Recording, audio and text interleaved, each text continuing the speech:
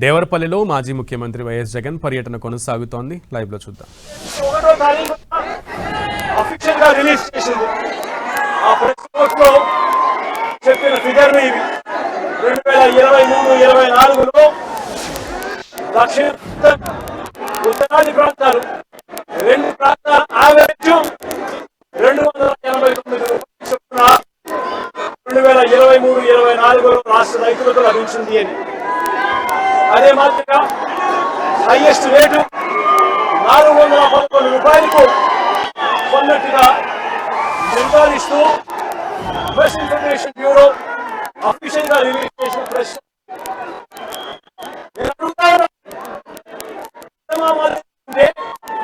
డేటాతో సహా నేను ఈ వివరాలన్నీ కూడా చెప్తా ఉంటే కేంద్ర ప్రభుత్వానికి సంబంధించి రిలీజ్ చేసిన డాక్యుమెంట్ ను ప్రజెంట్ చేస్తా ఉంటే ఈ రోజు పరిస్థితి ఒకసారి గమనిస్తే ఇవాళ దక్షిణాది ప్రాంతం ఉత్తరాది ప్రాంతం యావరేజ్ రేటు రెండు ప్రాంతాలకి కలిపితే కూడా రేటు కేజీకి 214 రూపాయలు మాత్రమే ఈ రోజు రైతులకు దొరుకుతా ఉంది.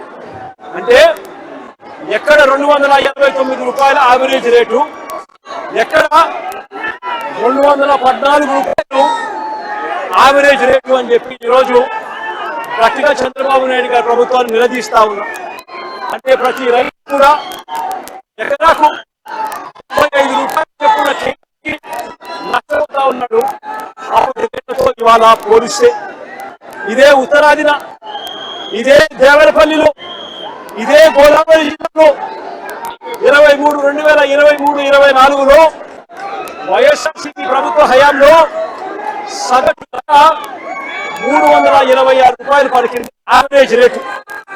ఇవాళ ఇదే ఉత్తరాదిన ఇవాళ సగటు ధర 236 రూపాయలు మాత్రమే పలుకుతా ఉన్న పరిస్థితి ఇవాళ రాష్ట్రంలో కనిపిస్తా ఉంది. నేను అడుగుతా ఉన్నా, ఒకవైపున చూస్తే ఎరువుల దగ్గర నుంచి ప్రతిదీ కూడా ఈ 2 సంవత్సరాలుగా రైతులకు పెట్టుబడి ఖర్చులు పెరుగుతూ ఉన్నాయి. మరోవైపు చూస్తే రైతులకు 2023-24 అంటే 2 సంవత్సరాల కింద వచ్చిన రేట్లు కూడా ఇవాళ రైతుకు రాని పరిస్థితి కనిపిస్తూ ఉంది. మరోవైపు చూస్తే ఒకవైపున రేటు లేదు, మరోవైపున చూస్తే కొనుగోలు చేసే కార్యక్రమం కూడా జరగడం. ఇదే ఉత్తరాదిన ఈ ప్రాంతంలో 83 మిలియన్ కేజీల పొగాకు పండితే 105 రోజుల వేలం అయిపోయిన తర్వాత కూడా కొనుగోలు చేసింది కేవలం 10 మిలియన్ కేజీలు మాత్రమే. అంటే కేవలం 12% మాత్రమే పండించిన పంటలో కొనుగోలు చేసిన పరిస్థితి. రైతులకు 2023-24 అంటే 2 సంవత్సరాల కింద వచ్చిన రేట్లు కూడా ఇవాళ రైతుకు రాని పరిస్థితి కనిపిస్తూ ఉంది. మరోవైపు చూస్తే ఒకవైపున రేటు లేదు, మరోవైపున చూస్తే కొనుగోలు చేసే కార్యక్రమం కూడా జరగడం. ఇదే ఉత్తరాదిన ఈ ప్రాంతంలో 83 మిలియన్ కేజీల పొగాకు పండితే 105 రోజుల వేలం అయిపోయిన తర్వాత కూడా కొనుగోలు చేసింది కేవలం 10 మిలియన్ కేజీలు మాత్రమే. అంటే కేవలం 12% మాత్రమే పండించిన పంటలో కొనుగోలు చేసిన పరిస్థితి రైతన్నకి ఇవాళ ఇక్కడ ఉత్పన్నం అవుతా ఉంది. ఇదే ఏరియాకు సంబంధించి టొబాకో బోర్డు గ్యారంటీ ఇస్తూ ఖచ్చితంగా కొనుగోలు చేస్తామని చెప్పి లిఖితపూర్వకంగా రాసిచ్చింది 49.70 మిలియన్ కేజీలు టార్గెట్గా నిర్ధారించి లిఖితపూర్వకంగా కొంటాము అని రాసిచ్చింది.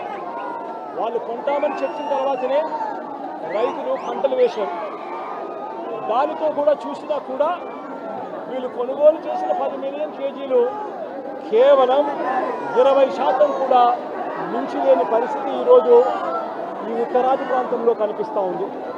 ఇక రాష్ట్ర వ్యాప్తంగా కూడా పరిస్థితి గమనిస్తే రాష్ట్రంలో ఈ సంవత్సరం 232 మిలియన్ కేజీలు రాష్ట్రంలో ఉత్పత్తి జరిగితే ఉత్తరాది ప్రాంతం దక్షిణాది ప్రాంతం రెండు ప్రాంతాలు కలిపి ఇవాళకి కొనుగోలు చేసింది కేవలం 47.3 మిలియన్ కేజీలు మాత్రమే కొనుగోలు చేశారు.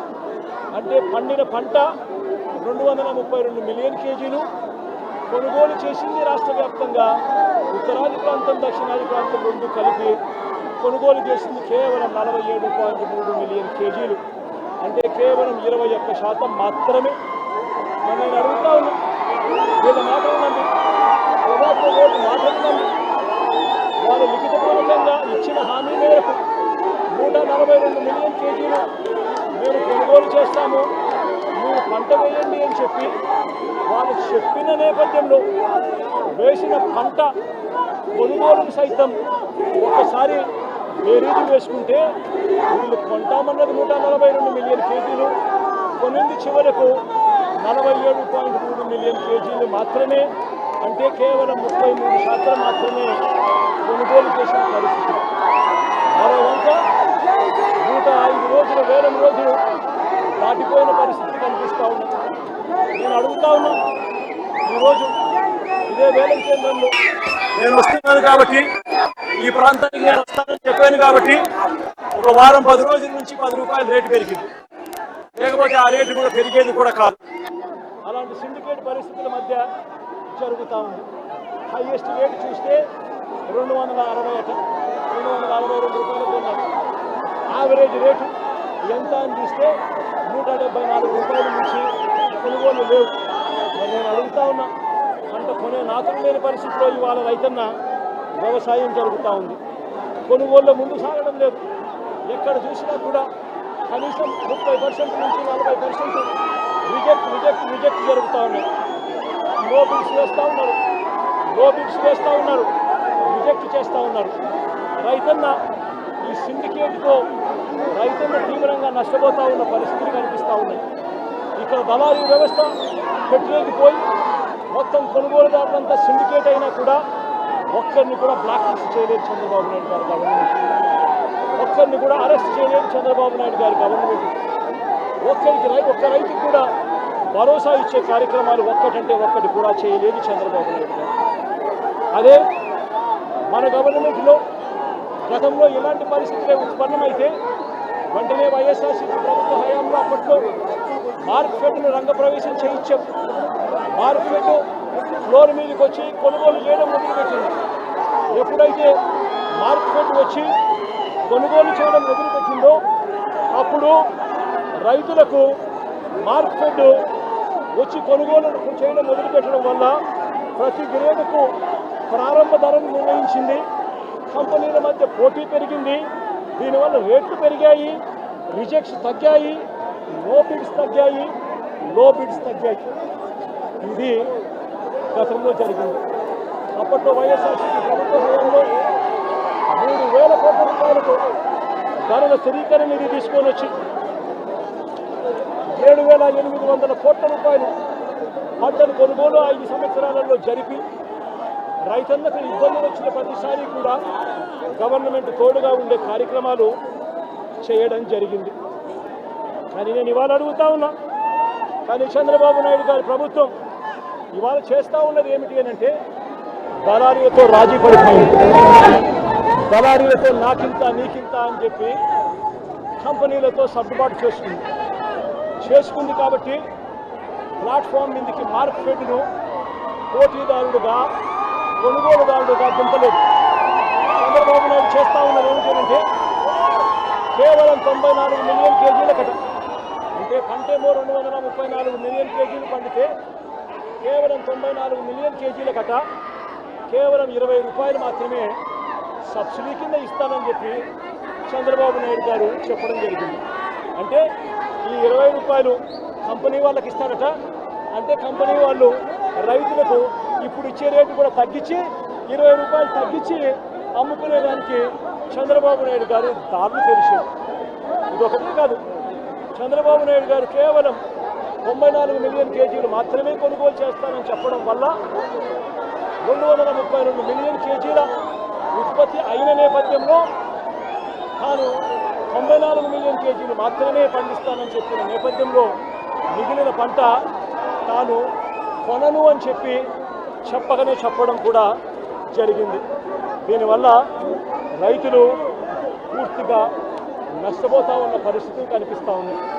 నేను ఒకటే చెప్తా ఉన్నా, చంద్రబాబు నాయుడు గారు చేయాల్సింది ఏమిటి అని అంటే మార్క్ఫెడ్ను రంగప్రవేశం చేయించాలి. మార్క్ఫెడ్ను రంగప్రవేశం చేయించి చంద్రబాబు నాయుడు గారు ప్రతి గ్రేడ్కు కూడా మినిమం ధర ఇది అని చెప్పి నిర్ధారించి ఫ్లోర్ మీదకి మార్కెట్ని పంపించారు. అప్పుడు మార్కెట్లో కాంపిటీషన్ పెరిగి రేట్లు పెరిగే కార్యక్రమాలు జరుగుతాయి.